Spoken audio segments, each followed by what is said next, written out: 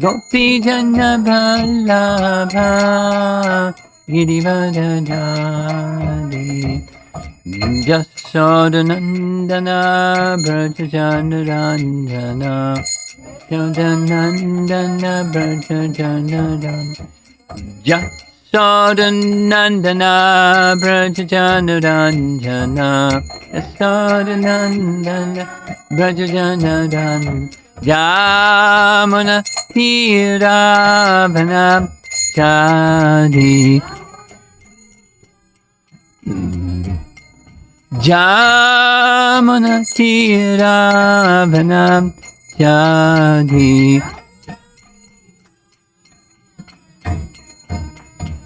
Jaya Radha Madhava Kunja Bihari Jaya Radha Madhava Kunja Bihari Jaya Radha Madhava Kunja Bihari Jaya Radha Madhava Kunja Bihari Gopi Jana Vallabha Girivardhari Gopi Jana Vallabha Girivardhari Gopi Jana Vallabha Girivardhari Gopi Jana Vallabha Girivardhari Jasodanandana Brajajanarandana Jasodanandana Brajajanarandana Jamuna Tiravanam Chadi Jamuna Tiravanam Chadi Jaya Radha Madhava Kunja Bihari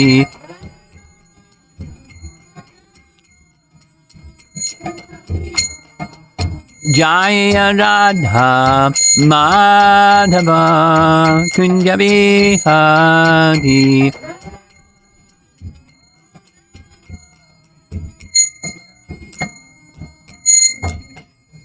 Jayo Vishnupad Paramahamsa Parivajagacharya Astatara Sakrasi Srimad His Divine Grace Sri Bhaktivedanta Swami Srila Prabhupada Ki Ananta Koti Vaishnavrinda Ki Gaur Premanandi.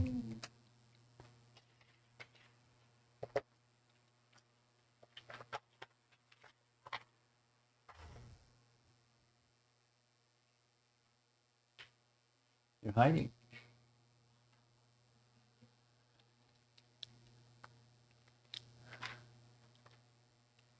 Ah, thank you.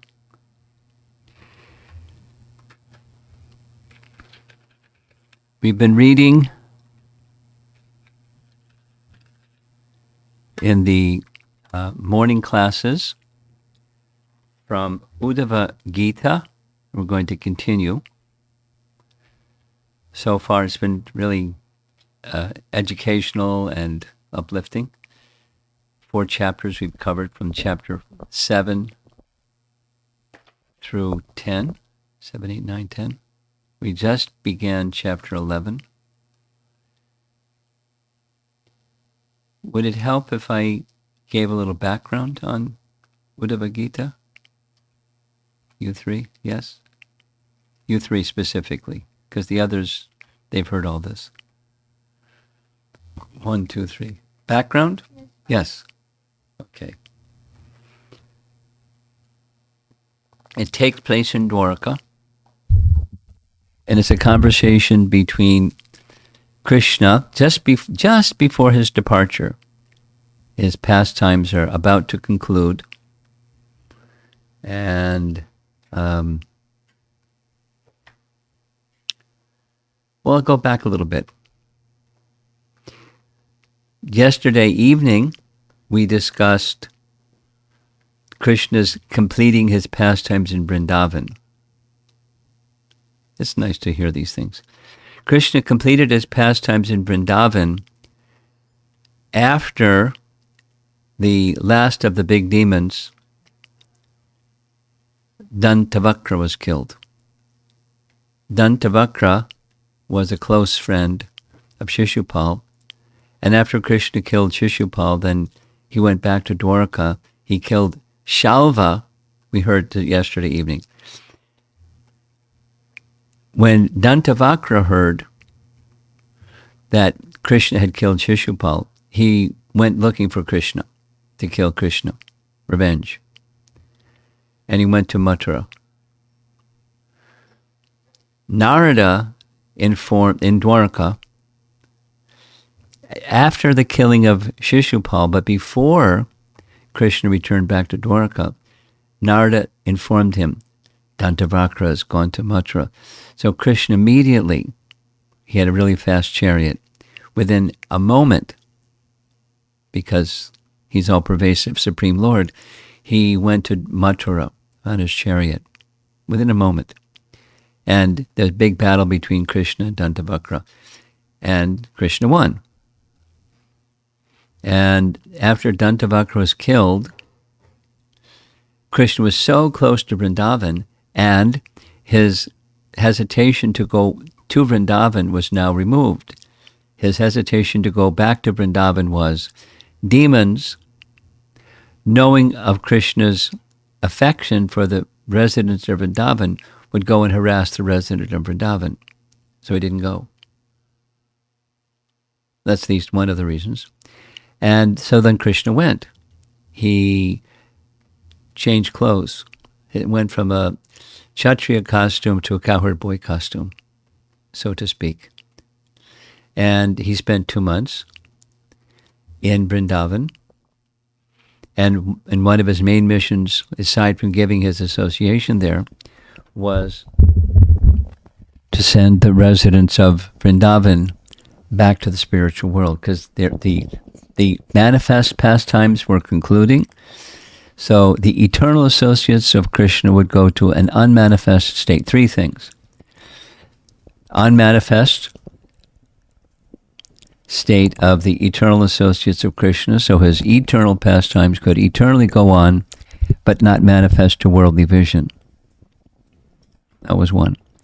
Another was partial incarnations of the demigods had appeared on the order of Brahma to assist Krishna's pastimes. So they were sent back to their abodes in heaven, or they were sent to the spiritual world, along with his eternal associates who went to the spiritual world. And the third was a third manifestation of Krishna went back to Dwarka, because it was time to wind up his worldly pastimes. And Dwarka was a place where many, many, many, many associates were. So Krishna went back to Dwarka. While in Dwarka, he made an arrangement for the residents of Dwarka to depart this world. The arrangement was a very interesting one. It was very different than how the residents of Vrindavan returned to the spiritual world. The residents of Dwarka, their return was as follows. Narada, at this time, Narada was in Dwarka. So now we're going to the beginning, early parts of Canto 11. We know Krishna's pastimes are largely in Canto 10. And Canto 11 comes after Canto 10. So Narada visits Vasudeva, or Vasudeva invites Narada to come visit him. And Vasudeva inquires from Narada about transcendental knowledge. So there's 2 chapters of Narada's teachings to Vasudeva, Krishna's father. At the end of that section, Vasudeva arranges a big festival, a big yajna, at his place, palace. And many, many, many, many great sages come, and it's a big yajna. Many, many dignitaries come. It's a big festival. And at the end of the festival, everyone's nicely remunerated, And then the Brahmanas retire to a nearby place where it's not Prabhas, but it's nearby, a sacred place near Dwarka. And then the young boys, sons of Krishna and others, and the younger age boys in Dwarka, they go to that place and make fun of the Brahmanas. That was a mistake.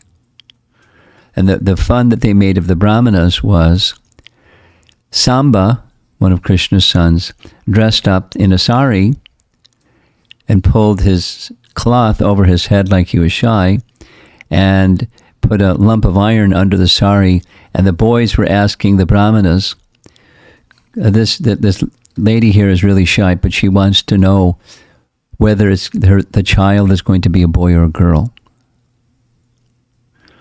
The Brahmanas knew what he was doing, what the boys were doing, and they said, a curse. This lump of iron that's underneath Samba's cloth will be the ruination of the entire Yadu dynasty. They made that pronounce because of this very insulting offense to the Brahmanas. Whoa. The entire Yadu dynasty is going to be destroyed. The boys hurried back to Dwarka, informed Ugrasena, who consulted his ministers. The ministers advised, grind that lump of iron into powder and throw it into the sea. It was done. Except for one part of that lump of iron wouldn't grind no matter what.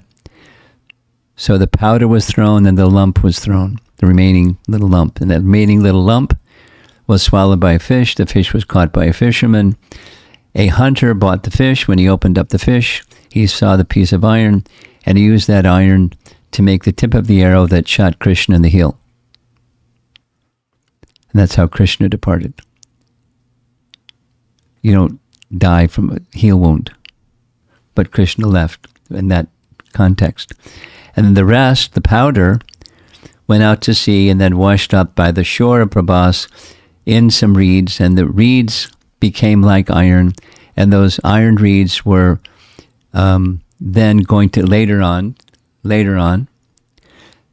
further in the 11th canto, the destruction of the Yadu dynasty took place from those reeds.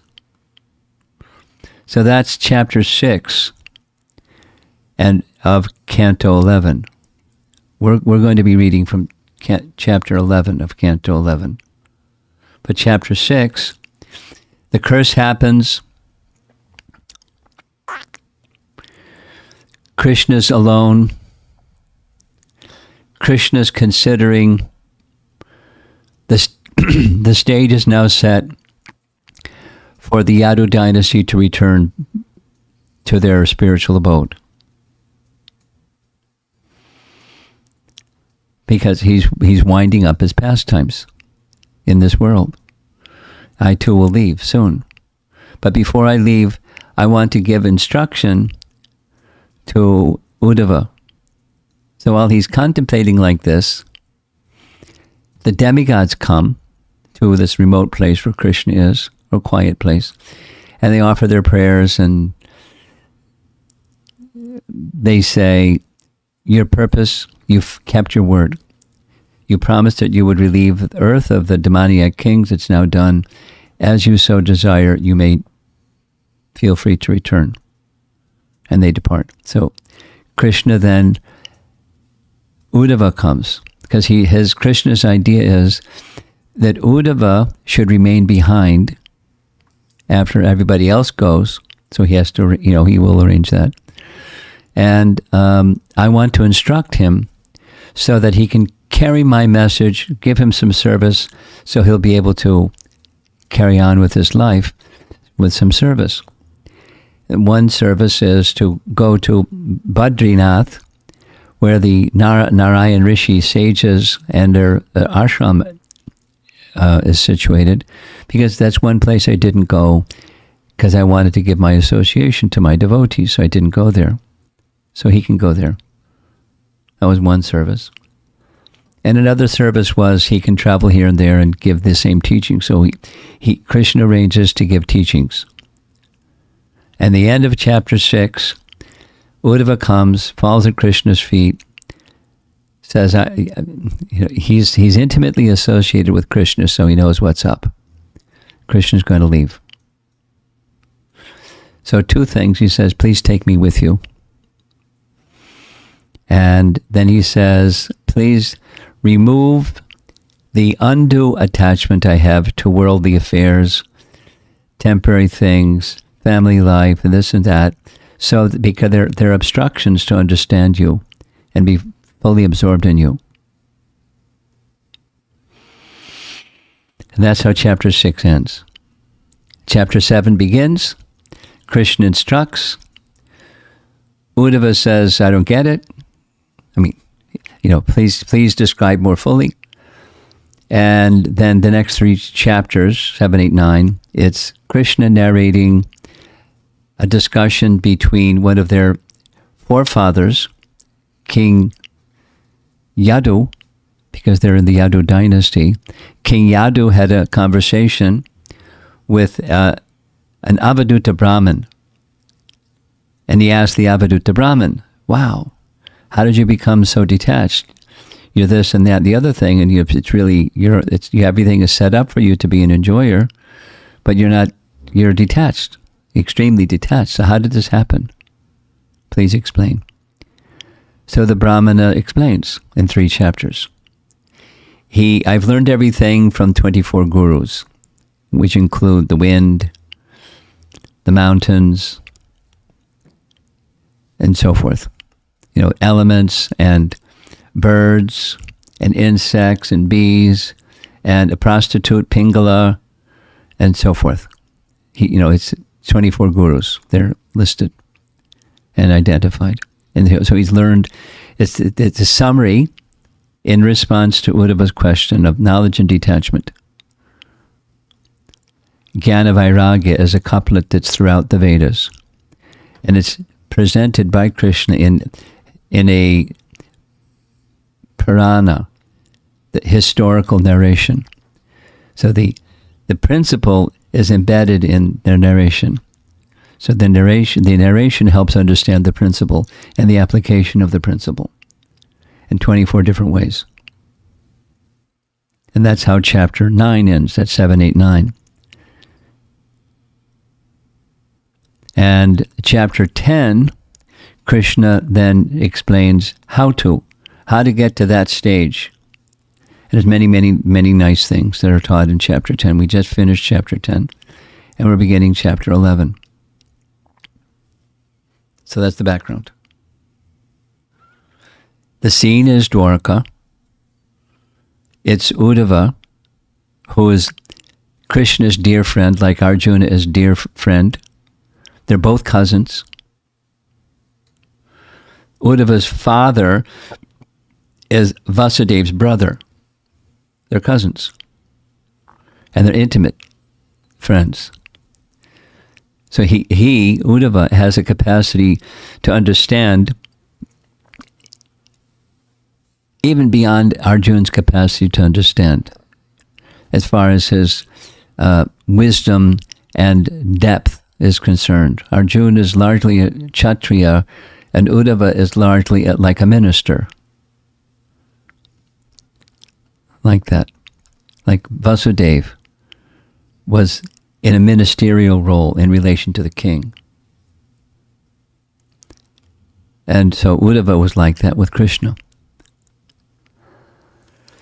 So that's where we are. And here's the first verse. We've covered some parts of the first verse. We're continuing because it's an important verse and there's a lot to say about it. So 11:11:1. Those of you that want to follow this along with your little handheld device and things. Here's the translation. The Supreme Personality of Godhead said, "My dear Uddhava, due to the influence of the material modes of nature, which are under my control, the living entity is sometimes designated as conditioned and sometimes as liberated.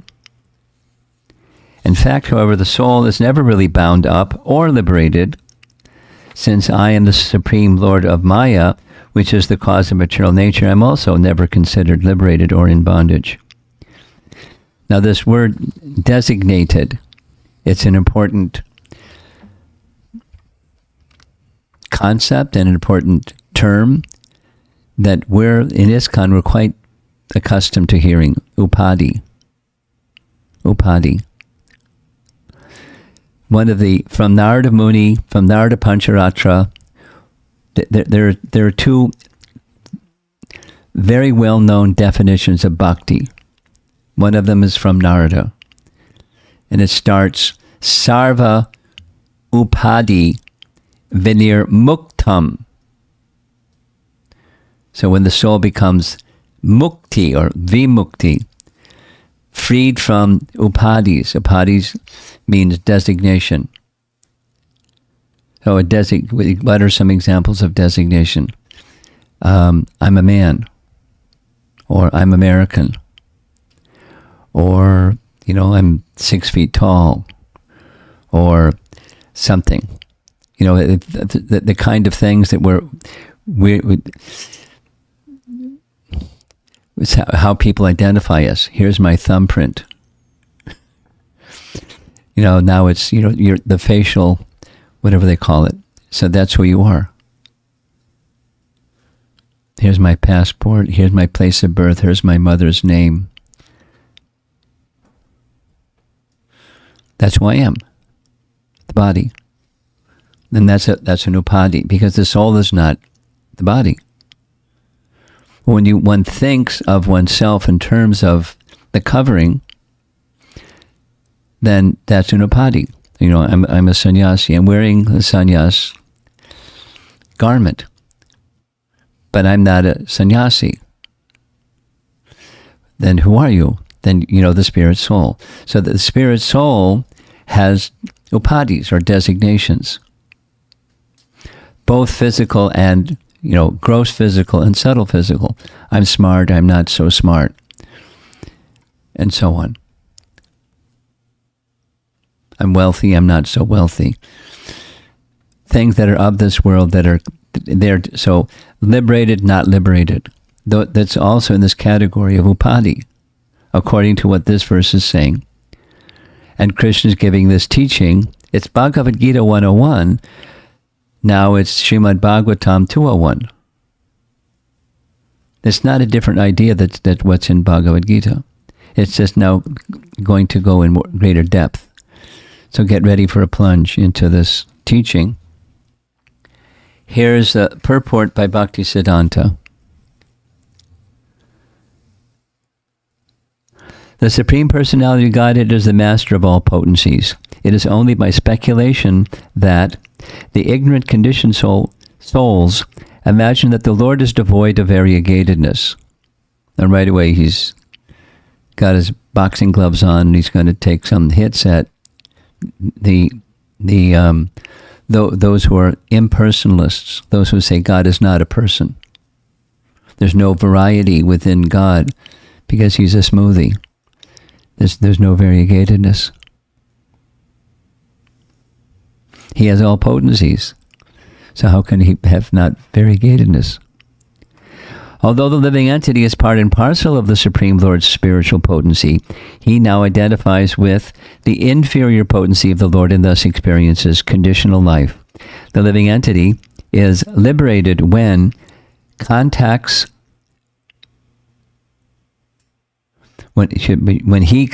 the superior potency of the Lord, which has three divisions: Vladini, or spiritual pleasure; Sandhini, the eternal existence; Samvit, or all-pervading knowledge.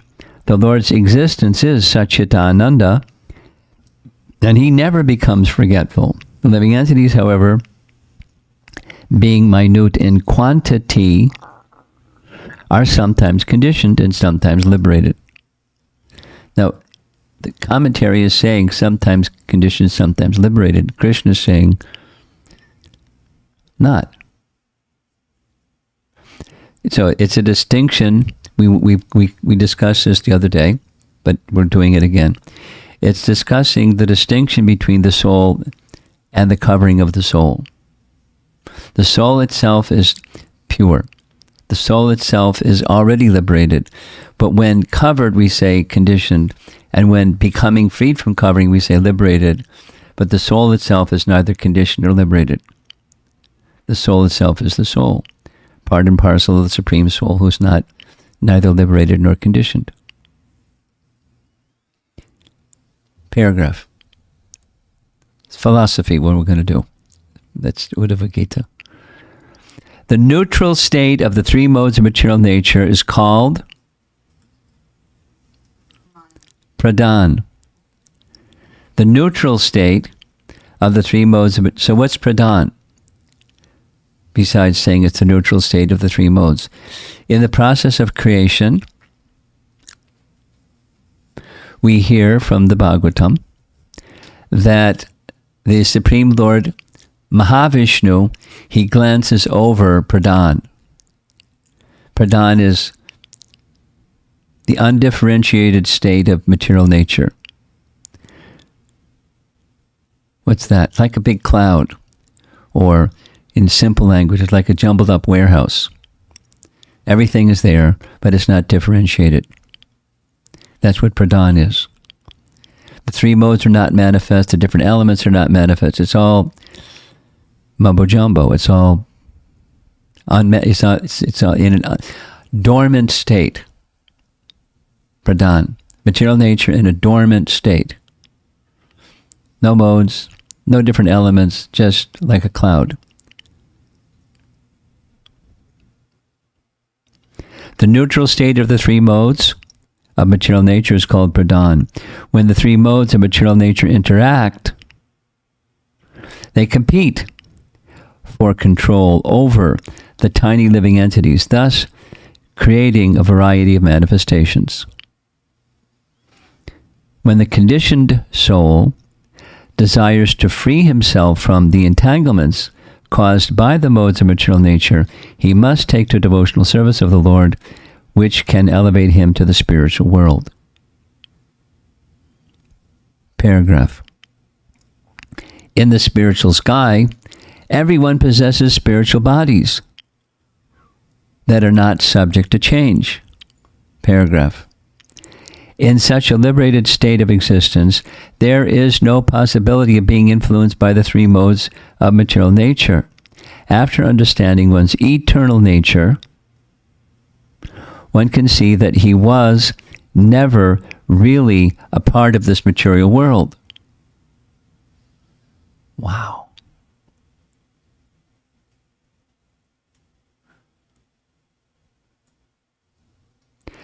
On the spiritual platform, there is no existence of the conception of liberation and bondage. Being the marginal energy of the Supreme Lord, one should use his minute independence. This is the free will question that was being asked the other day. Free will. We use our minute independence to engage in the Lord's devotional service and thus revive his original consciousness, which is eternal, full of knowledge, and full of bliss. In such a state, there is no change. No chance of once again falling into illusion. That's Bhaktisiddhanta's purport to this verse we just read. Then there's Vishwanath Chakravarti Thakur's commentary on this verse that we just read. But before that, there's Bhaktisiddhanta kind of summarizes Vishwanath's commentary, which is not the same as his. In this chapter, the Lord describes to Uddhava characteristics of conditioned and liberated souls. The symptoms by which one can recognize saintly persons and the limbs of devotional service, those three topics. That's a summary of the whole chapter. The distinction between these two types, conditioned and liberated. What are the symptoms of the liberated? And what's the process of devotional service that gets one liberated? Paragraph. The Lord tells Uddhava that his question is unnecessary. because the soul is never really bound by the material nature. It is simply an illusion, or this word designation, a covering. Here's a classic example of, because I learned this from studying Jiva Goswami, a classic example of upadhi is a pond or puddle. So supposing over there it just rained or something and there's a puddle. So you say there's a puddle. But it's just a covering over the earth. But you say it's a puddle. But it's a covering. It's an upadhi of the earth. And after some time the puddle evaporates and it's just earth. So for some time being it's a puddle. But it's not really a puddle. It's an upadhi. Like that. That's the classic example. So we're, whatever we want to say we are. There's my passport, here's my photograph, here's who I am, here's my name, place of birth, mother, father, my age, etc., etc. That's who I am. And that's how people know me. But it's not who I am. It's an upadhi. So liberated and bound or conditioned is an upadhi. That's what Krishna is saying in this verse. It is simply an illusion to think that the material body, which is created by the influence of the three modes of material nature, is the self. Paragraph. Only due to such illusion does the living entity suffer, just as one experiences distress in a dream. So, over here is Buddhism, over here is the Vedas. And if you're a Buddhist and you ask the question, what's the root cause of suffering? You're going to say, the root cause of suffering is desire. But that's Buddhist teaching. The root cause of suffering is desire. How to become free from suffering? Become free from desire. How do you do that? You follow Buddha's teaching and you become free from desire. And what does it look like when you're free from desire? Nirvana. What's nirvana? Nothing. Or nothingness. Or void. Technically, it's the Sanskrit term nirvana means cessation of material existence. You can find it right in Bhagavad Gita, in Prabhupada's purport. Nirvana, a standard definition, cessation of material existence. So if you're a Buddhist and you cease material you become successful at ceasing material existence. What's on the other side of material existence? Nirvana. What's nirvana? Nothing.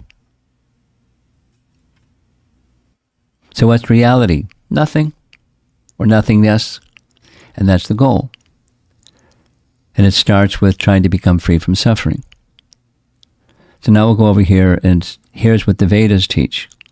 The root cause of suffering is ignorance.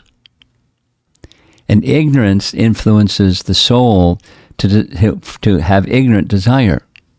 Ignorant desire leads to ignorant activity, leads to suffering.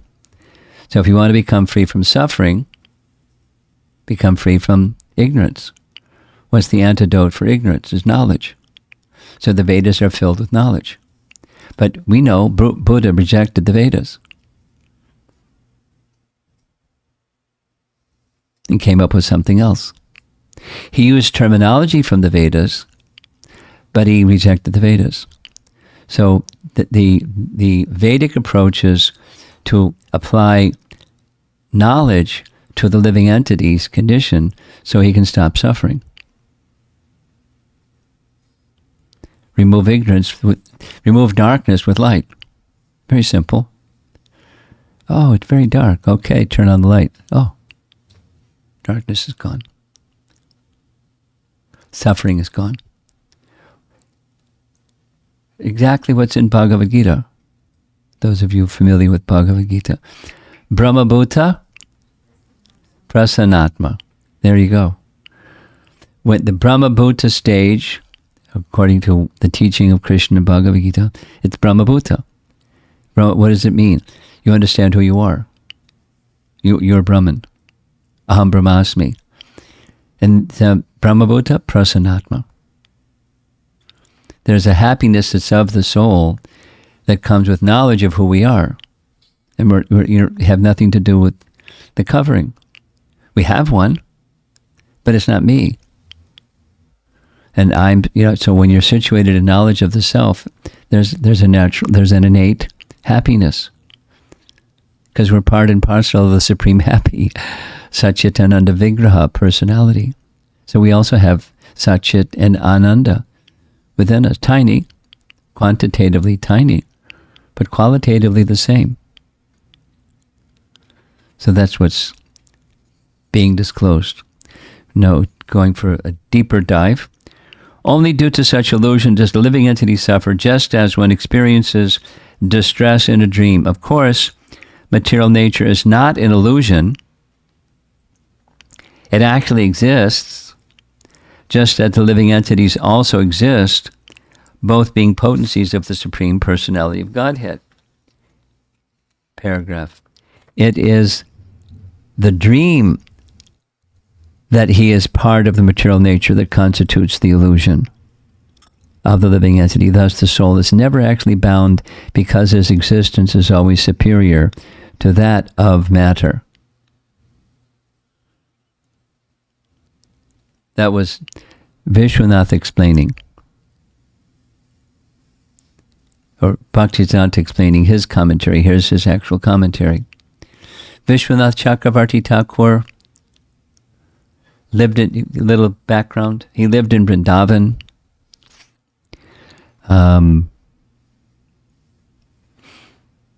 Stalwart Acharya wrote many commentaries and very, very detailed explanations of things.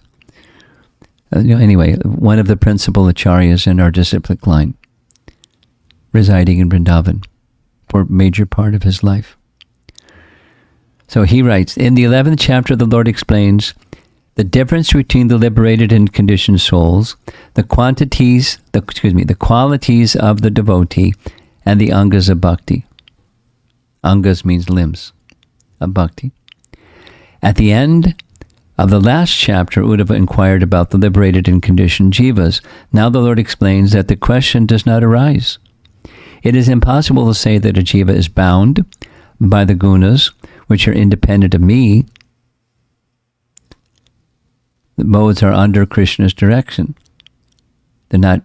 Krishna isn't bound by the gunas, and a living entity is connected to Krishna, so not bound by, but it appears to be by the imposition of illusion. And where does that illusion come from? When illusion comes from, when you turn your attention away from, this Prabhupada's explanation is very simple. When you look at the sun, what do you see? You see light. When you turn your back to the sun, what do you see? Shadow. That's what Maya is. It's a shadow. Or the absence of light. When we turn our attention, when we forget Krishna, we're under the influence of Maya immediately. There's no time lag. Immediately. And then removing that influence of Maya, it should be as simple as just turn around and face the sun again.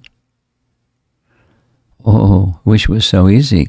Because we're conditioned, we're say it stronger, we're addicted to darkness or forgetfulness. We're inclined to it, we're prone to it, but we're habituated to it. It's like a habit we can't give up. It's an addiction. Even though it brings suffering, we keep doing it and doing it and doing it, turning attention away. We turn our attention towards, and then we again turn our attention away. That's conditioning. That's the force of Maya keeps us in that situation, unfortunately. So to get out requires bhakti. That's what we're going to hear in this chapter.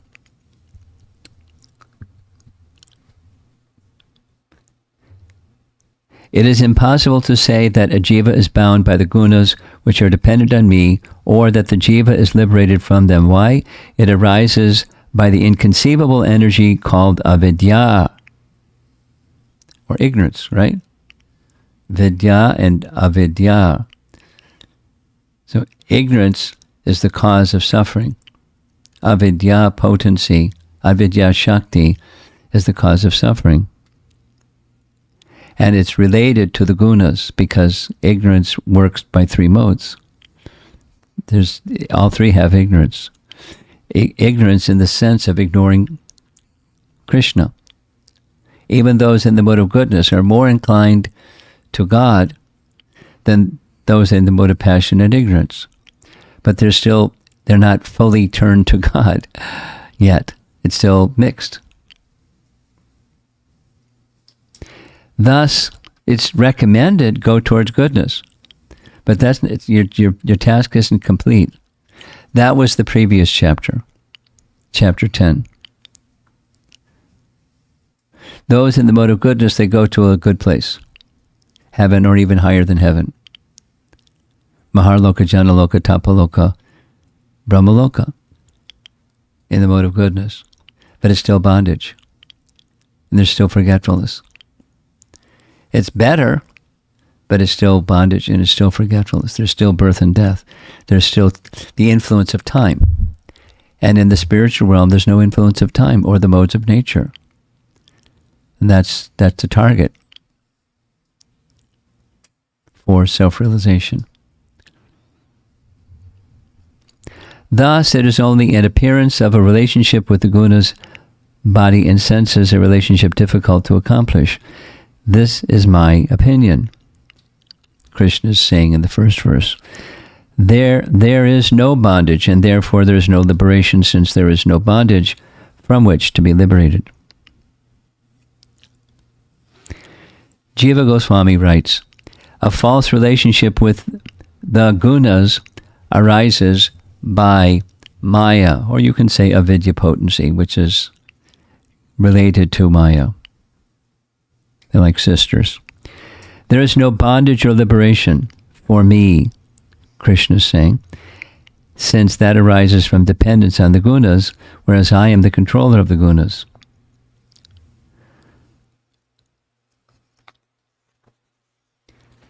Now, what follows is a really long explanation.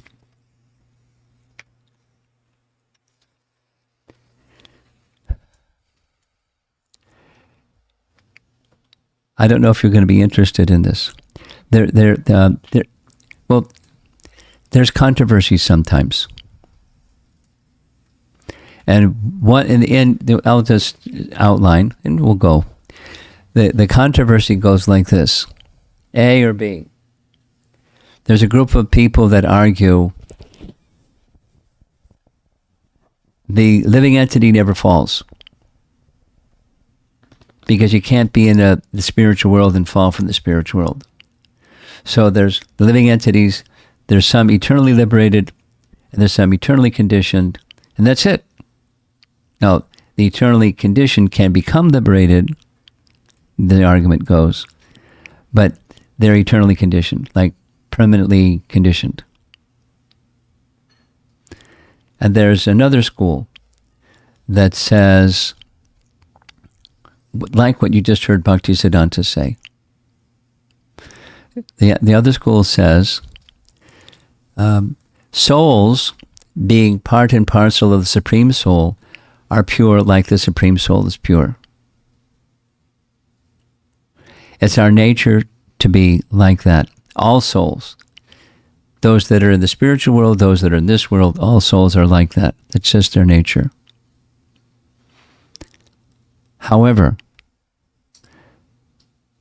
an non-causal misuse of free will occurs when, this is the problem, it places it with it as if an event in time, but as living entities, leaving aside the time factor, misuse of free will results in bondage. Proper use of free will results in liberation. Given living entities are neither liberated or conditioned, misuse of free will places them in the situation that appears to be real when it's not. Like in a dream, it appears to be real. Prabhupada's example, a person sitting on a throne, I'm a king, and then in comes a lion, and he screams, ah, and then he wakes up. There was neither a throne nor a lion. It was a dream. But when he was in the dream, he felt really good, and then he felt fear, and his heart's palpitating, and he's perspiring, and the bodily transformations that come about as a result of fear in a dream. But it's not. There's no substance in the dream. It's something, but it's not sat. Sat means eternal. It's asat. So some people don't like philosophy. It's like, oh gosh. So you can keep it simple and just say do devotional service, and the original consciousness is restored. But some people want to know, well, wait a minute. How come some are liberated and some are not? How did it, where did it come from? Where did this conditioned thing of being illusion, thinking other than reality, how did that come about? So that was the controversy. Some say this, some say that.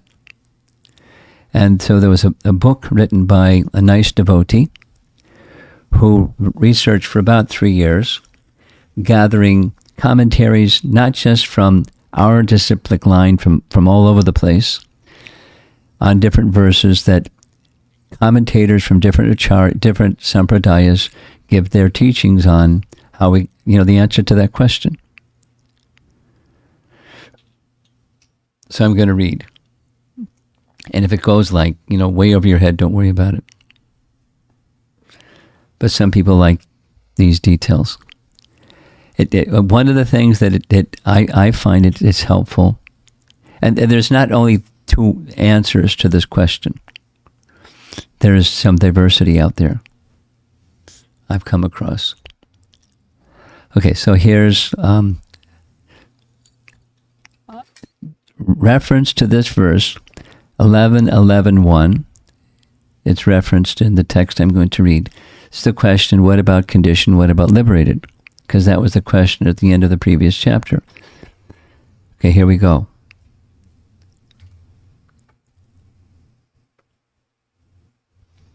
In Srimad Bhagavatam 11:10:37, that's towards the end of the previous chapter, Uddhava says to Krishna, quote, the same single entity is said to be eternally liberated and eternally conditioned. That is my confusion. Unquote. Uddhava's confusion here is obvious. The words Nityamukta and Nityabadha mean, respectively, eternally liberated and eternally bound.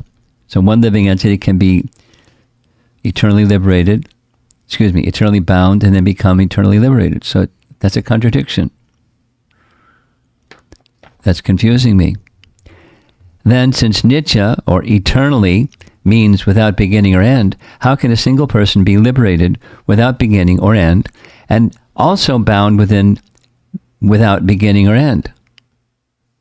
Question mark. Taken literally, the terms Nityamukta and Nityabadha are logically incompatible. Lord Krishna himself will resolve this dilemma, namely that Shastras such as Srimad Bhagavatam describe the same living being as both Nityamukta and Nityabadha. Thus, Sridhar Swami comments on this verse. That's the question of Uddhava from the previous chapter. Sridhar Swami. Sridhar Swami is the most celebrated commentator on the Bhagavatam who lived before Lord Chaitanya Mahaprabhu. He's from the Nimbarka Sampradaya, etc. He's not Lord Chaitanya accepted his commentary. The commentary reads, Uddhava states, quote, since liberation is brought about, parentheses, at a particular time, and because this entails its not being eternal, would it be acceptable to call a soul who achieved liberation Nityamukta? Therein lies my confusion. So an event that's within time, how can you say it's Nitya? Eternal. In Srimad Bhagavatam 11:11, 1 through 3, that's our verses, Lord Krishna answers Uddhava's question about the eternality of both liberation and bondage for an embodied soul. Quote,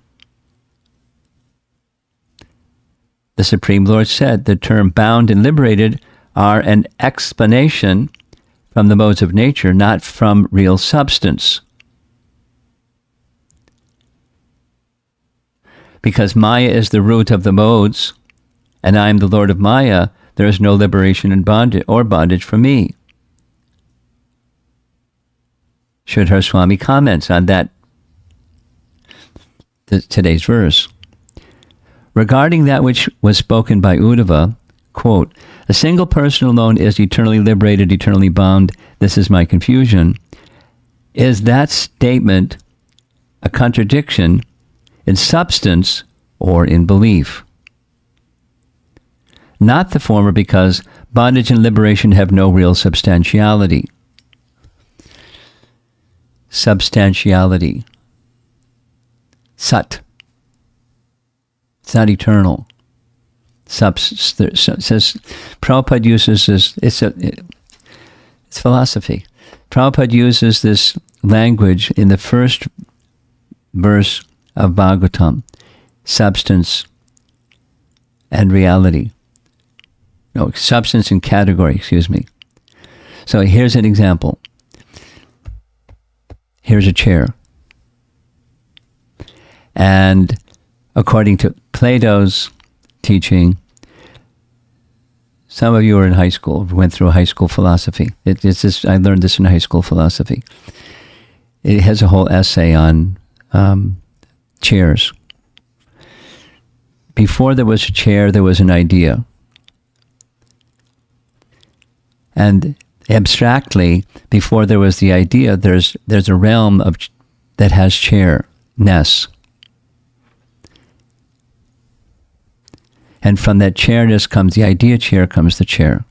So the chairness place, that's substance. And here's category, chair.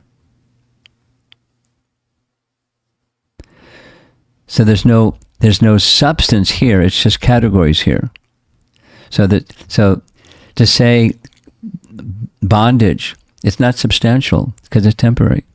I mean, there's a chair and I can sit on it, I can use it, but after some time, it's dust. And before it was chair, it was a tree. And who knows what else, like, a cotton plant or whatever else is in here. It's elements. Becomes a chair, becomes elements. So it's a category, and I can use it, but the substance is something else besides chair. There's chairness, there's the realm of absolutes. That's Plato's idea. Prabhupada doesn't go into that specifically, he just used the language.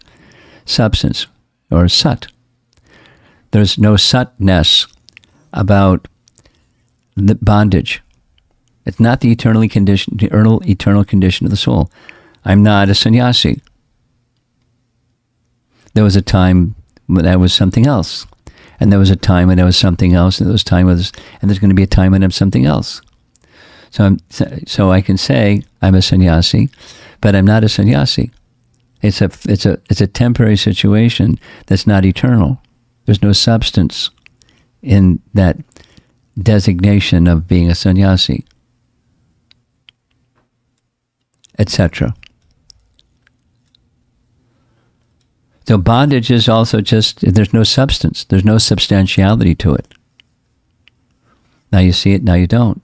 The rabbit in the hat.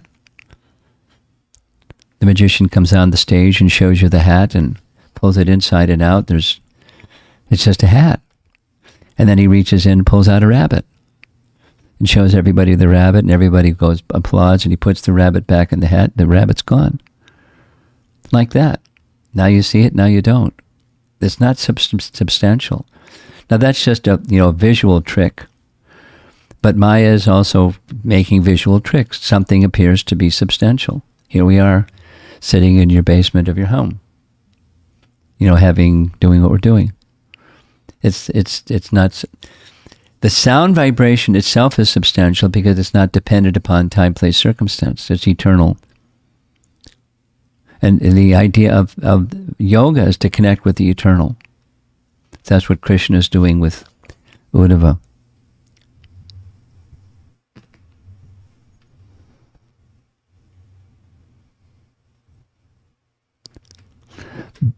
Both bondage and liberation have no real substantiality. This is stated in 2 verses, beginning with verse number 1. Tomorrow we'll go to verse number 2. The soul is bound and liberated not in substance, but by the modes of material nature. We're bound by the modes. But the soul is not. That is, by the designations of the modes of goodness, etc., which are dependent on me. Should I go on? It's like philosophy's hard. Yes, it's okay. Okay.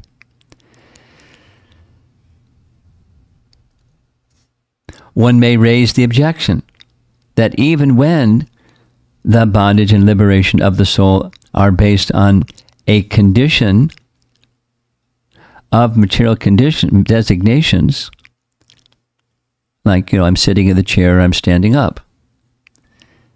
Neither of those are eternal. The chair isn't eternal. My standing and sitting aren't eternal. So you make some statement that's not based on eternal, but it's based on some designations.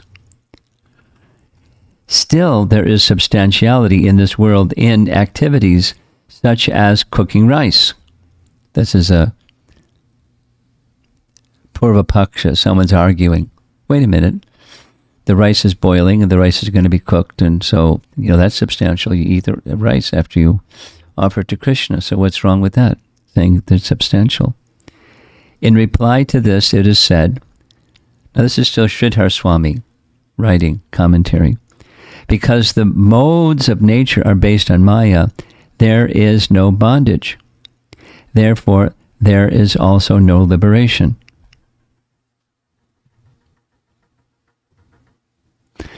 The soul is not bound. There's illusion that we connect with because of false ego. We identify with, I'm sitting in a chair. Or, I'm a sannyasi. Or, for some time I'm a sannyasi. Or sometime I'm a grahastha, or sometime I'm a teenager, or sometime I'm an old man, or sometime something. I'm born over here, and sometimes. So, and I identify with it. Then time moves. And that was a whole discussion about how time moves in the previous chapter. Time moves everything. It doesn't stand. Stuff doesn't stand still. I mean, the building is here, but there was some time there wasn't this building here, and after some time, the building's going to be gone. And who knows what's going to be here in place, but as you know, it's not here permanently. So we're using it, fine. But it's not substantial. So the soul's covering is also not substantial. The soul is substantial, but the covering is not. That's what's being said. One may then object. This is still Sridhar Swami's commentary, going back and forth with the people that are going to argue with you. How is something that contradicts all the Shastras being spoken? Condition liberated. In reply, it is said in this verse by the Lord himself, that is my explanation. That is, thus I have made my decision, Enough with these exceedingly bad arguments. This is the meaning. Or it is also construed in this way. The soul is bound or liberated. This explanation or statement based on the modes of nature is coming from a dependence on the modes, which comes from me. In this case, the Lord states that he is separate from the modes, since he is personally the controller of the modes, being their cause. Thus, the Lord states, "For me, there is neither bondage nor liberation."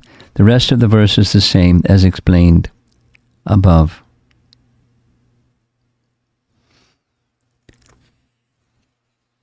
I'll just go a little bit further because it's kind of arduous.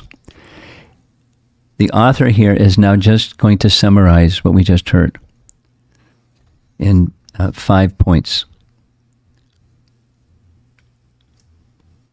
1. Sridhar Swami contrasts substance, the Sanskrit word in this case is vastu, and I was using the word sat as it's eternal, but there's another word that's being used here, vastu, means substance with pratiti, or belief or opinion. Sridhar Swami explains that Lord Krishna resolves the conflict by saying that the very terms Nityamukta and Nityabadha exist in the realm of Maya. There's the key. There's the realm of Sat and there's the realm of Maya, and one can use those terms in the realm of Maya, and they're appropriate. Like I'm sitting in a chair, or I'm a sannyasi, or whatever we might say about my existence or one's existence. But it's within the realm of Maya. And as far as the realm of the absolutes is concerned, which is like what Plato was writing, there's chairs, or there is a chairness in the realm of the absolutes. There's soulness. That's who we really are. We're not the coverings within the realm of Maya. This is true in two senses. A, the condition described by these terms is a product of the modes of nature. That's Nityabadha, Nityasiddha. The terms are within time and the modes of nature. B, the language itself is a product of Maya, since the Lord declares in this verse that Maya is the root of the modes. The third point out of 5, the conflict in language is resolved by saying that the language is not literal, but rather comes from the same illusory realm that it describes. I like the other one, the other explanation better. 4, since the same person cannot be literally eternally liberated and eternally conditioned, it must follow that the words are being used in a non-literal sense. That's important. The realm of time exists here, and time is eternal in the spiritual world. And there's no time as we know it in the spiritual world. There's modes of nature in the spiritual world as we know it in the spiritual world. There's variety, but there's no modes of nature, which here the modes of nature create the variety. Like I'm a sannyasi, and someone else is a brahmachari, and someone else is a vanaprastha, and someone else is a grihastha, created by time and the modes of nature. But it's not who we are. The terms themselves are generated out of time and the modes of nature. Okay. Lord, this is next text. I'll just quickly touch on this. Lord Krishna goes on to say, text 2, that's what we're going to cover tomorrow. Grief, illusion, happiness, distress, and accepting a material body are but perceptions caused by Maya, just like one's perception of a dream like in a dream. I'm sitting on a throne and here comes a tiger and I scream. And when I scream, I wake up. I'm perspiring and my heart's palpitating, and there's bodily transformations caused by the dream that's not substantial. But I was experiencing something, and it's brought about bodily transformations. So it's not false. It's just not substantial.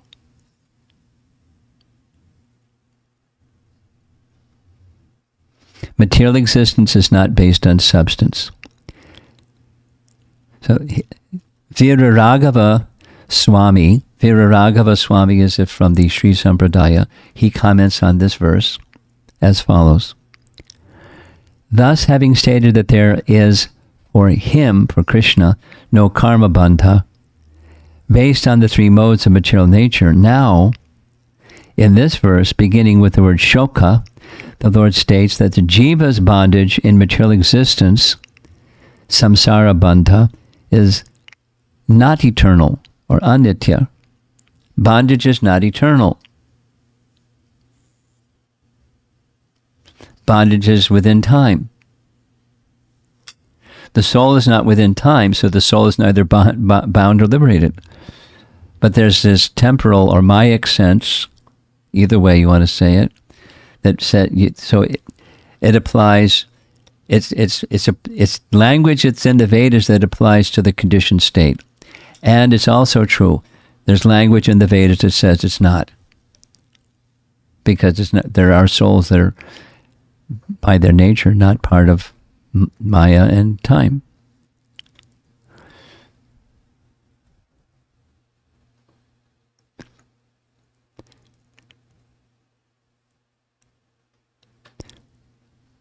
Two more, and there's more than two more, but Sridhar Swami comments on this second verse as follows.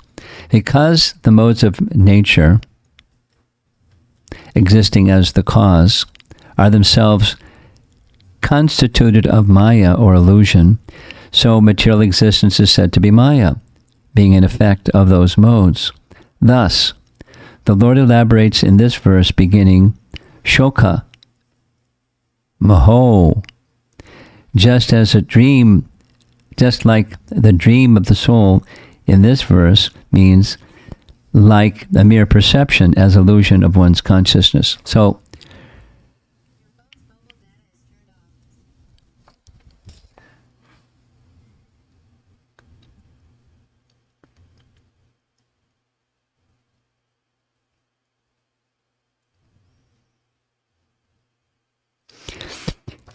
here's the way it's said in Bhagavad Gita. I think I'm just going to stop with that. It's said in Bhagavad Gita in two places. Never think of yourself as the cause of action. Never think of yourself as the cause of the results of action. And never think yourself as the enjoyer of the results of action. For all this is carried out by material nature. Material nature means the modes. So the modes, it's likened in Bhagavad Gita to a machine. Just like most of us got here by getting in a car. And a car is a machine. The car got us here. But we're not the car. We're not the machine. So it's similar. You do stuff, and you're doing stuff, but never consider yourself the cause of activity, or the cause of the result of the activity, or the enjoyer of the result of the activity. All this is being carried out by material nature. We're on a machine. And if you identify with the machine, that's called Maya. And if you move in the machine, we got here with a car, fine, you use it, but don't identify with it. We're using our bodies to walk across the floor, but never. So, what's going on when you walk across the floor? The material nature is doing its thing. For some time, I'm a sannyasi, and then sometime I'm going to be gone. And all of us are going to be gone. And sometime we're this, and then it's going to be something else. So what's substantial is that we exist. And then in what way do we exist? This is self-realization. Who are we? What's our mission in life? And all those important questions that we're usually too busy being successful to, contemplate. Successful in terms of the temporary. But self-realization means you do the temporary. You engage yourself with the car and the microphone and taking bath and cooking and doing things that you do. But while doing those things, connect with who you really are. That's the mission of human life. So back to, we started with the context. Uddhava is a very dear friend and devotee. And he wants to know from Krishna, how do I overcome this obstacle to really know you? And that is my affinity for matter. So we're getting like a deep probe in overcoming affinity for matter by knowledge. When matter does its stuff, what is it that's going on?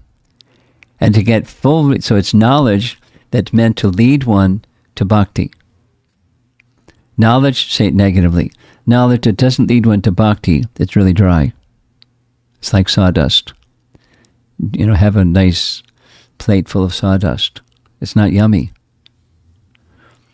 But knowledge that brings one to unobstructed shelter in Krishna, it's yummy. It relieves suffering. Knowledge relieves ignorance, but more the mad bhaktim labhate param. Back to that verse from Bhagavad Gita. That's where pure devotional service begins. Unobstructed devotional service. Mad bhaktim labha. Labha means obtain. Mad bhaktim labhate param. Para.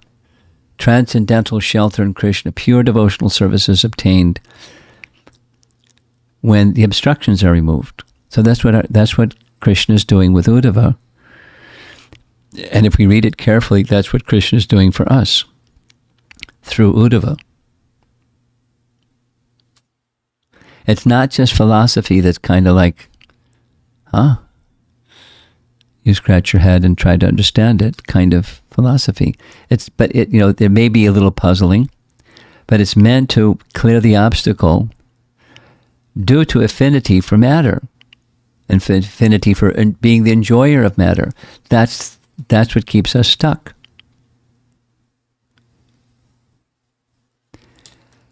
I will share with you, and just end with this. In the past 3 weeks, I've probably been asked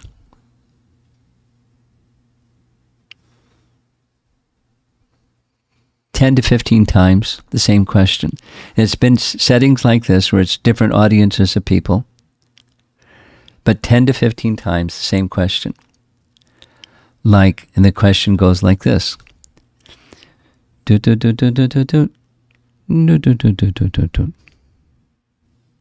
the question. Like I can, when I'm in the our Bhagavatam reading group, I get all these realizations and I get some understandings, and I'm feeling really invigorated. And then,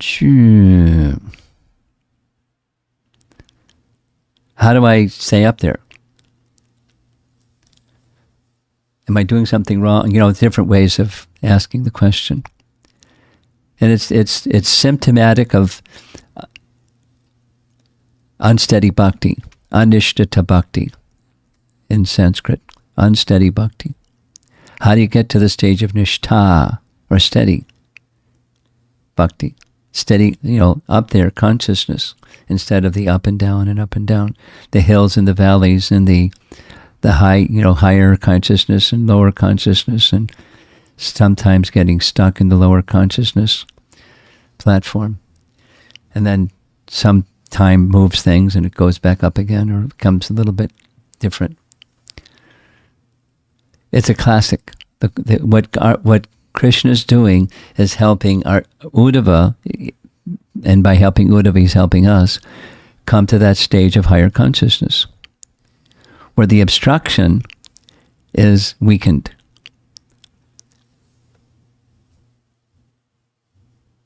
The obstruction to Krishna is being weakened. And it's opening the door for pure bhakti. Because we're in mixed bhakti right now, most of us. Mixed. Something and something. And that's where we are. It's sometimes a little higher in the mix, and it's sometimes a little lower in the mix, and we're in mixed bhakti stage. This is, another one of the questions asked maybe 40 times. How to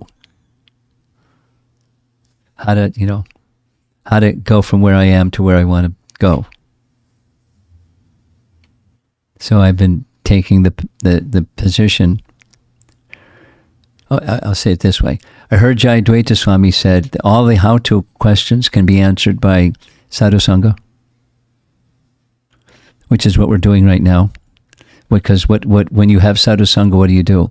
Bhajana kriya. That's what we're doing right now. Whether it's kirtan or just topics or worship or something, taking prasadam together. Very soon that's going to happen. And that's sadhusanga. So what sadhus do, they do bhajana kriya and messages about Krishna. Katayan tapshamam nityam tushanti charamat. So what's in here in Uddhava Gita is a graduate study of what's in Bhagavad Gita. So become familiar with Bhagavad Gita, and everything that you need to know is there. And if you want to understand it more fully, this Uddhava Gita is really good. It's a bit of a stretch. It's a little arduous, but it's all there. And it's meant to remove obstacles so that pure devotional service is what's left.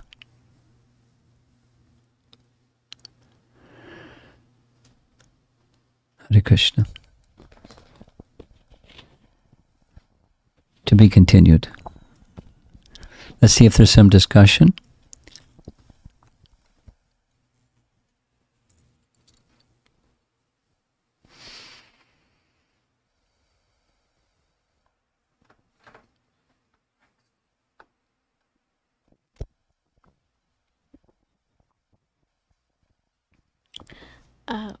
Danda Pranam Prabhu. You got to be a little louder than that. Danda Pranam Maharaj. There we go. Okay. As you mentioned, is same like how question. How to. Yeah. Yeah. Normally in Vrindavan, all gopis does all their works with complete Krishna consciousness. So seems all those regular activities. All those what? All those regular activities, whatever we do in the normal your life. daily activities, yeah? Yeah. But when we are doing, like, suppose we are working on that, so that time we may not able to put our consciousness, Krishna consciousness. So how to maintain that Krishna consciousness is all. That's the question. The repeated question. By carefully taking up the practices of sadhana bhakti, that's called bhajana kriya, it has the effect of eradicating the unwanted things within the heart. Right? Anartha nivritti. You're familiar with these terms? No? No. Oh. Okay. This is Rupa Goswami's teaching. There's stages. And one of the stages of bhakti is eradication of the obstacles in the heart. The method for eradicating or removing the obstacles in the heart is devotional activity, bhajana kriya. Clear? And bhajana kriya gets its support from sadhusanga. So sadhusanga, bhajana kriya, anartha nivritti. The obstacle is the impurities in the heart, and they're removed by strong bhajana kriya, in association of devotees. Which means it requires practical application. You hear something and you apply it. Not just passive, but active. Hear something, you apply it, and then you continue to apply it, and you continue to apply it. It's like practice. By practice, it becomes, when you take up healthy activity, your good health is restored. Good healthy activity and good medicine. The hearing is the medicine, and the practical activity that's wholesome, you just do that. It becomes second nature. The original healthy condition becomes restored.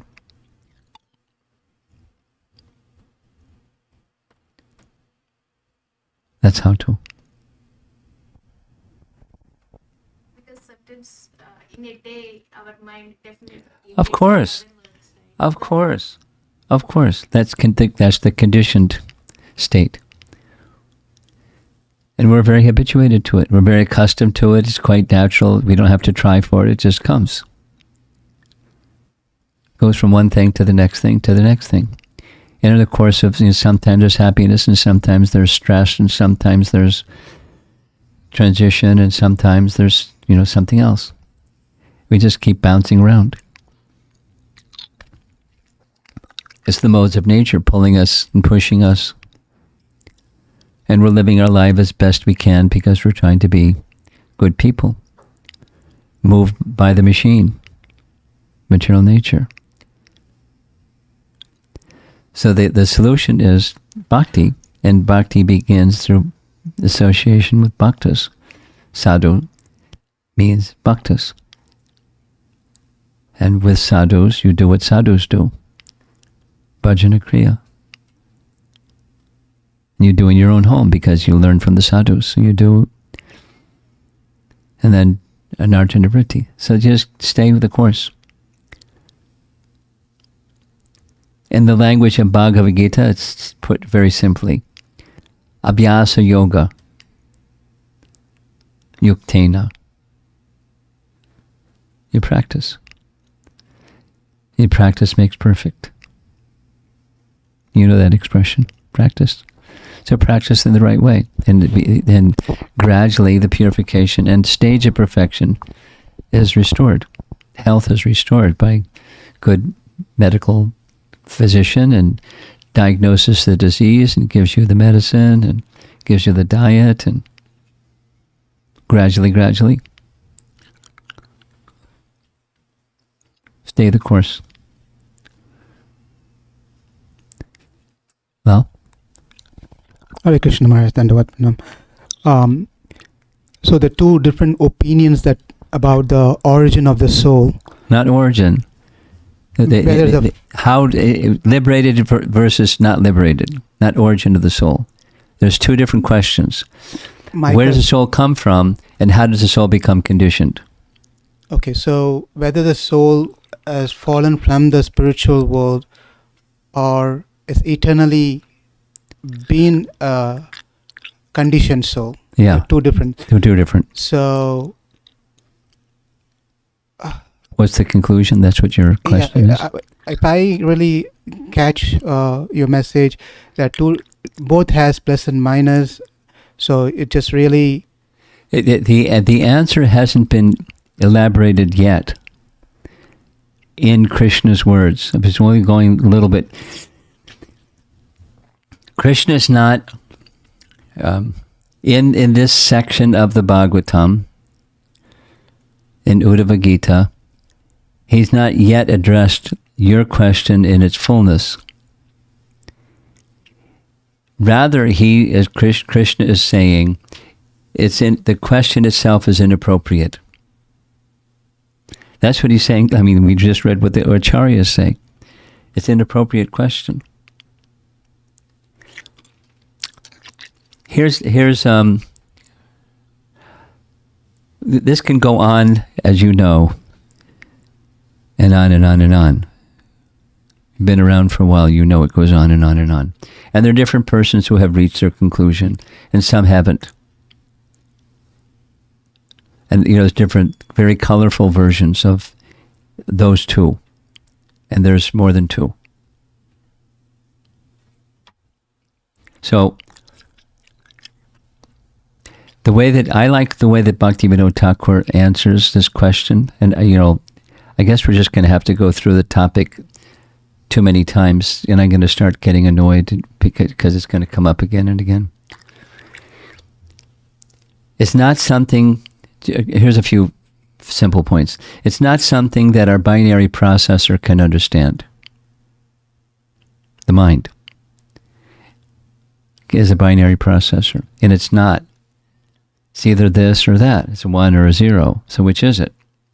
The 1 or the 0? And it's so the mind cannot comprehend it. As long as we continue to try with the mind to comprehend it, we'll not reach a conclusion. So how to understand what Krishna is saying? Here's what the way Bhaktivinoda Thakur says it. I can send you the quote. It's written in English. It's not a translation. It's his English. In Sri Chaitanya, His Life and Precepts. You familiar with that book? The year that Prabhupada was born was 1896. That very same year was the year that Bhaktivinoda Thakur, in English, sent an 86-page pamphlet around the world, out of his own pocket's expense, to libraries around the world. One copy was found at McGill University. You're familiar with that history? Yes? Okay, here for those of you that are not familiar. Some devotees in Toronto found a copy in the university library of a publication that was published in 1896 and sent around the world because Bhaktivinoda Thakur wanted at least the scholarly people should know who was Lord Chaitanya and his teachings. So he composed an 86-page, really, offset printing, really crummy quality, simple bound book called Sri Chaitanya, His Life and Precepts. So it's two parts. His life, a summary of Chaitanya Leela, Chaitanya Charitamrita, highlights. And the second half is his teachings. And in the teachings section, Bhaktivinoda Thakur, went through the 10 essential teachings of Lord Chaitanya that are in something like 70 of his 100 books. It's called Dasamula. So it's right there in the second half of the book. And one of the mulas of the 10 touches on this topic, and the language goes pretty much verbatim. Do not ask the misleading question, when, that's the key word, the living entity was created, or when the living entity was enthralled, because they're not events within time.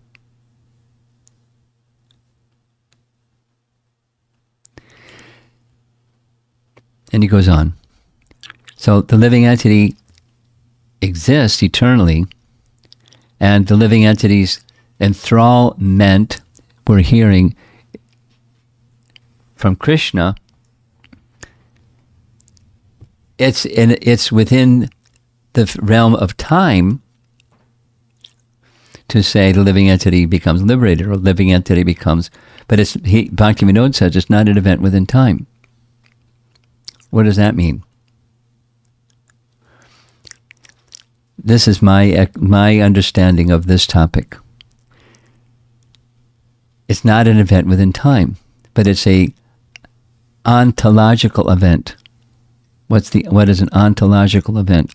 Ontology is the science of being, or what is the essence of something, ontology of something. So living entities misuse their free will, but it's not an event within time.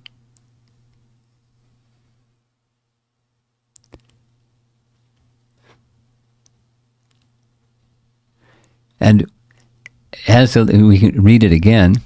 As the living entity becomes liberated, he realizes that was never enthralled. Because it's not an event within time. Because there is no enthrallment, there is no liberation. From the worldly perspective, there certainly is enthrallment and there certainly is liberation. From the transcendental perspective, there's neither. The soul is Sat. It's not influenced by time, nor the modes. But this is a description of the modes. So the question itself is irrelevant. Bhaktivinoda Thakur, don't ask the misleading question. Because if you ask it, the one side says living entities fell. And Prabhupada uses that kind of language. Fall of the jiva. That's the issue. But that's a description within time.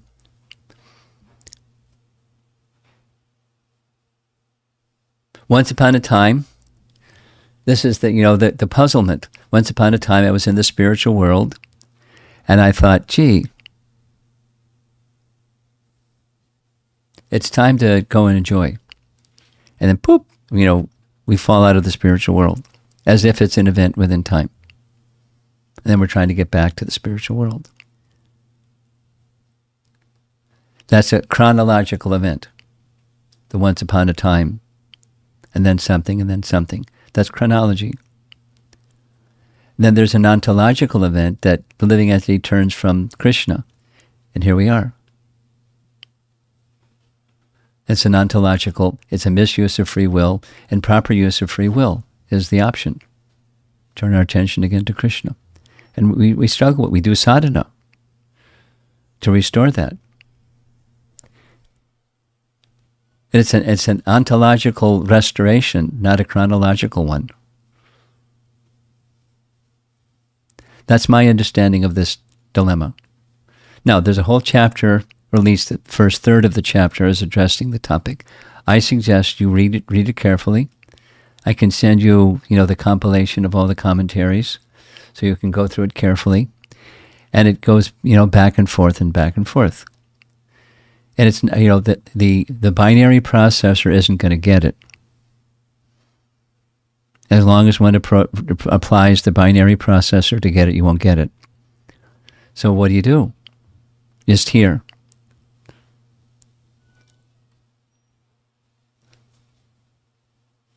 What does it mean? This is not an event within time. It isn't. There are events within time. I'm sitting in a chair. I'm a sannyasi.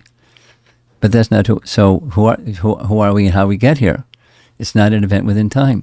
That's Bhaktivinoda Thakur's teaching. Don't ask the misleading question. Living entities exist. We say the language is living entities are emanations of the Tatastha Shakti, marginal potency of the Supreme Lord. So it's not like once upon a time the Lord was in the spiritual world and he looked at his watch and he said, you know what? I think I'd like some living entities. Boop, there's living entities. It's not it's not a chronological event. It's an ontological existence of a relationship between us and the Supreme Lord, the part and parcel and the source. That's an ontological statement. We're part and parcel of the Supreme Lord. That's substantial. And we have a nature, and we have been misusing that nature. That's an ontological statement. Now, within time, we're striving to restore that original consciousness. It's a very telling statement. Bhaktisiddhanta, I can read it again. One will realize I was never enthralled.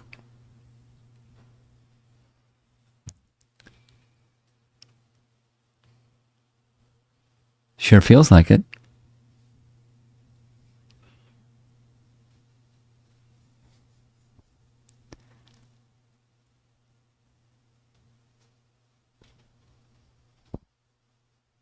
That's the next verse, Shoka. We're going to die. We lots of people, lots of the devotee community that I interact with are experiencing grief because somebody, a relative or somebody or something,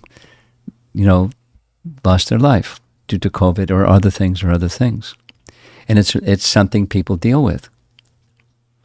We can't just say, oh, it doesn't exist. That's, we're not going to do that.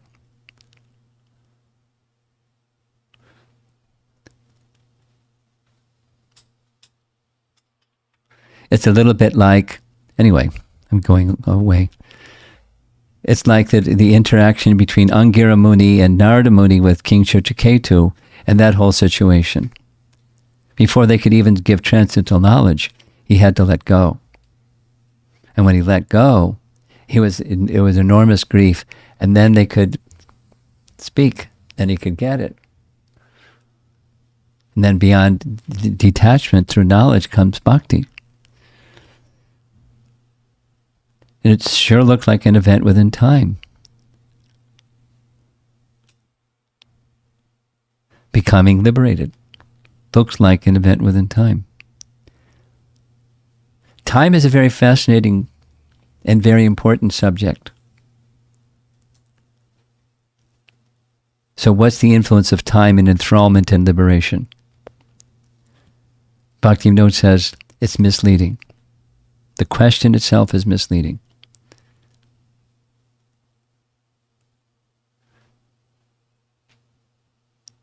And it ties into these few verses in the beginning part of chapter 11. The question itself is misleading. And it's a puzzlement. Uddhava's puzzled, what to speak of you. A living entity is Nityabhuta, same living entity is Nityasiddha. It's a contradiction. They can't both be. So then we're hearing it's not to be taken literally. It's not of a substantive sense of Nitya. It's some other one.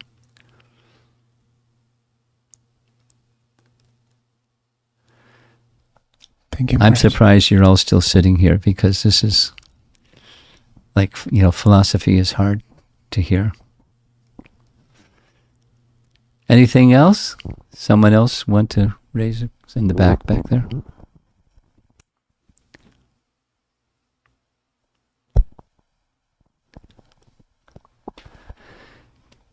Hare Krishna, Guru Maharaj. So I was thinking about the upadhis, designations. We have so many. So many. The material nature exists. The living entity exists. Yeah. The designation exists too. They are temporary. The knowledge helps me that designations are temporary. Yes. I'm able to engage in bhakti because of the knowledge. But in order to detach from that, so many designation is not happening in a practical way. So I don't know if I'm making sense. So, You are. It's very clear. So now comes the question, what to do? yeah, what Stay the course. She ask her, she knows.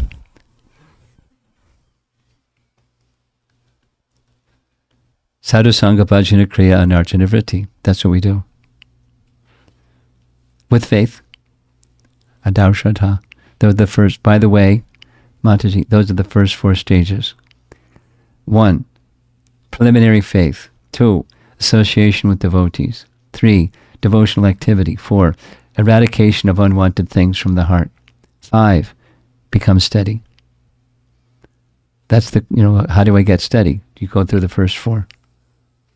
Same. So you're doing. But the upadhis aren't going away so quickly. That's the next one. I'm not there yet, club. How long does it take? It's everything. Your question is a topic that we're going to be discussing next weekend, but I'll just touch on it. Next weekend's the Festival Holy Name. According to that same sequence that I just mentioned, there's a very nice explanation given by the same person I mentioned already a couple times, Vishwanath Chakravarti Thakur. Unsteadiness or slow progress is due to laxity or indifference in our effort. So how long depends on the laxity or indifference, or the other opposite, focused and strong, or tivra, or, vigorous, purposeful, mindfulness, that's a popular. So here's a little image. It's going to be on this coming weekend. Supposing you want to cook some rice. Some basic things are required. Fire, pot, water, and rice. And little salt. 5 things. So, how long will it take? It depends on the fire. And if supposing you have a really strong fire, but supposing you put the pot 6 feet ahead above the fire, it's going to take longer. But the closer you bring the pot to the flame, and the strong flame, it's going to be quicker. How long? Depends. That's the abhyasa. How strong is our abhyasa practice? And then there's another factor, and that's the mercy factor. How much are you or me or any one of us, or conscious that I can't do this on my own? This abhyasa program, I can practice, but through the times that I have very steadily and sincerely and seriously applied myself to practice, I realize that I need help, divine help. That's the calling for mercy. That's another factor in how long it's going to take.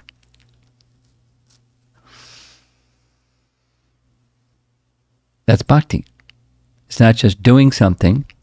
It's with the mood of love. I'm looking to the beloved to help me,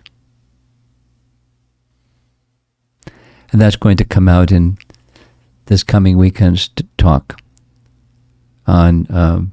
I'm calling it indifference. We do, but we're distracted.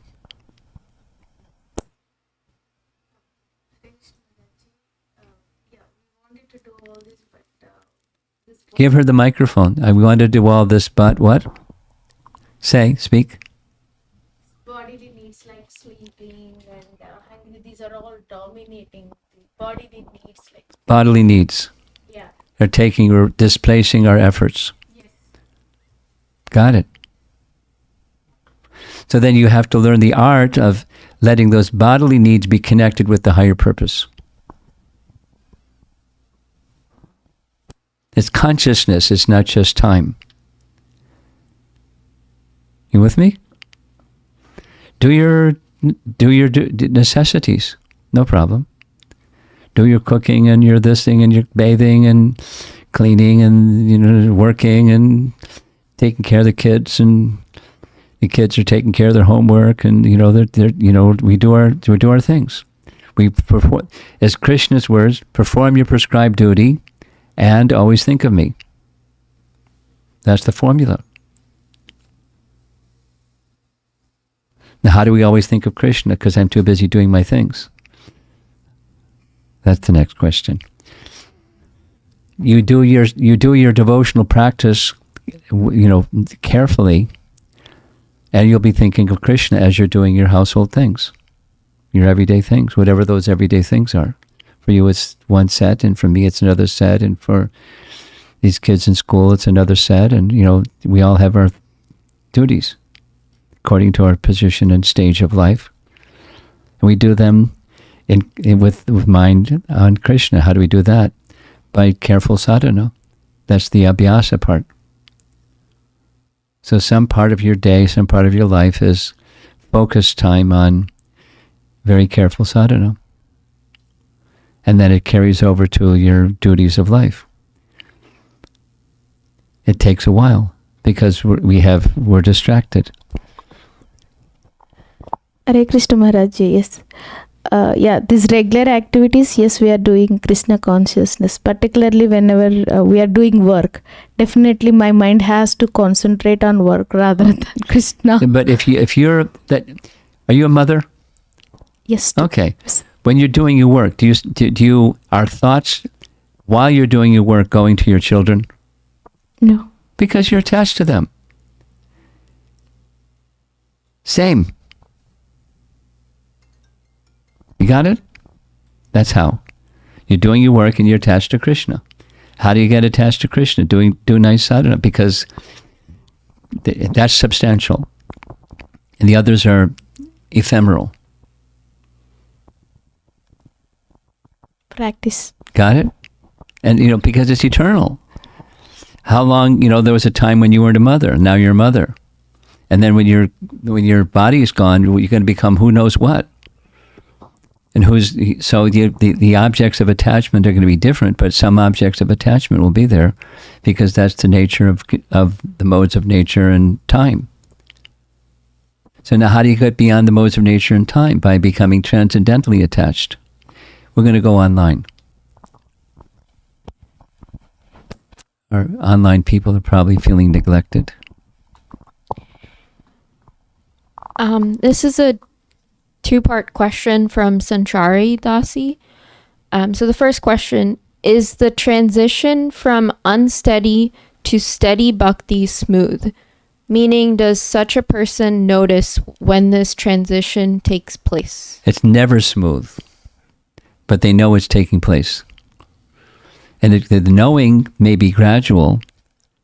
I mean, if you could take a snapshot of your life 3 years ago and a snapshot of your life today, it's definitely different. But you may not be noticing it, but it certainly hasn't been smooth, right? Been bumpy, but there's transition in any case. Next. A follow-up, what are the characteristics of one who is actively in the middle of that transformation? Discomfort, but determined, despite the discomfort. Transition, this is a general statement. Transition is generally uncomfortable. You go from something known to something unknown. There's adventure, but it's also uncomfortable.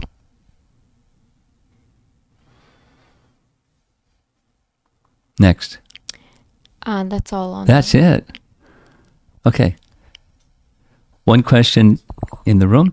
Our host family, you want to contribute something here? Okay. Maharaj, so I'd understand is we are a spirit, soul is eternal, and we have a temporary situation right now because of our conditioning. So in our temporary situation, we have some responsibilities and duties for which leads to our purification. We do properly. Yes.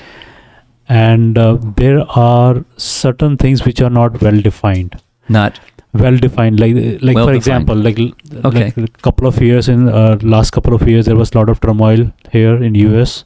There were a lot of protest and all that thing. Yeah. Lots. So what is any play a devotees has, a role devotees has in those things, like they can participate in it or not participate?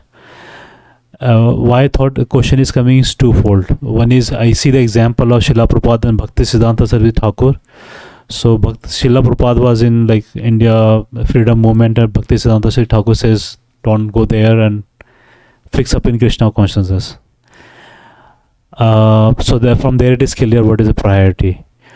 Other thing I see is like when your mind or situation is not settled or not peaceful, it is very hard to, at least our stage, very hard to do devotion, be it country level or community level or family level or even mind level.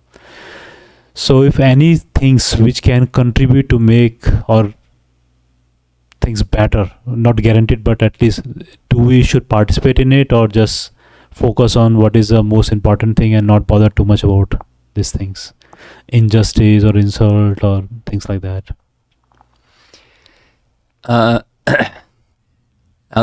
you have said many things, but I'll just focus on one thing.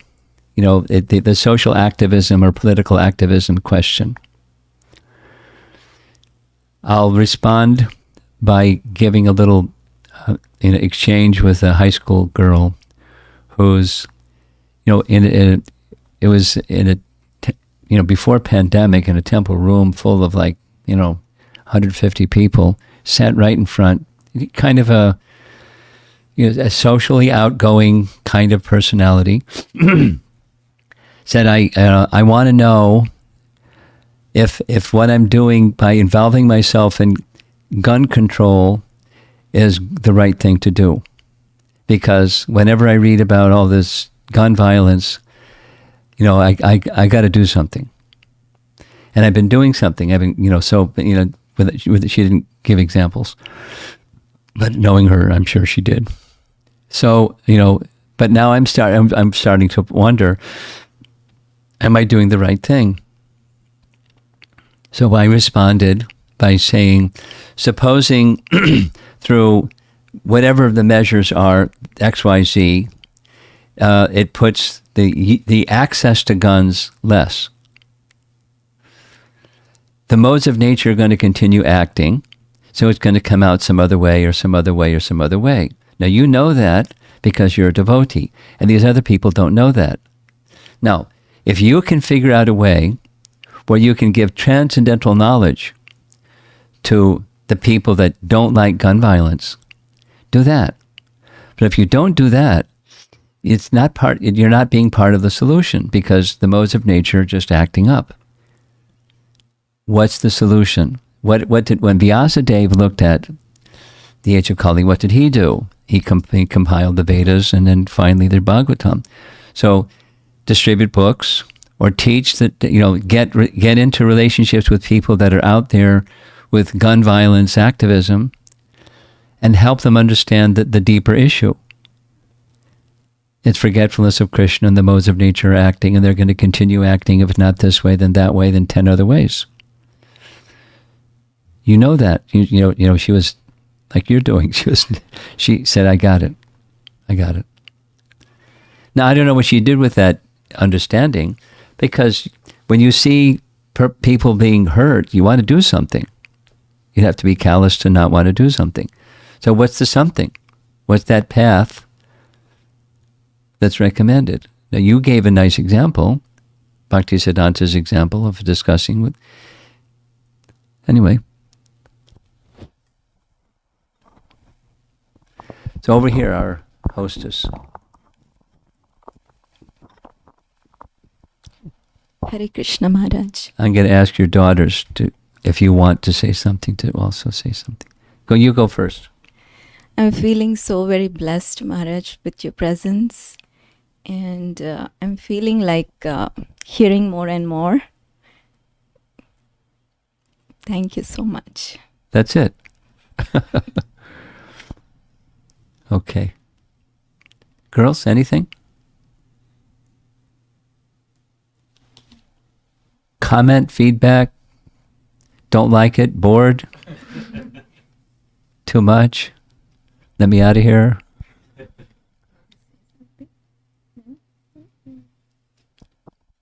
Okay.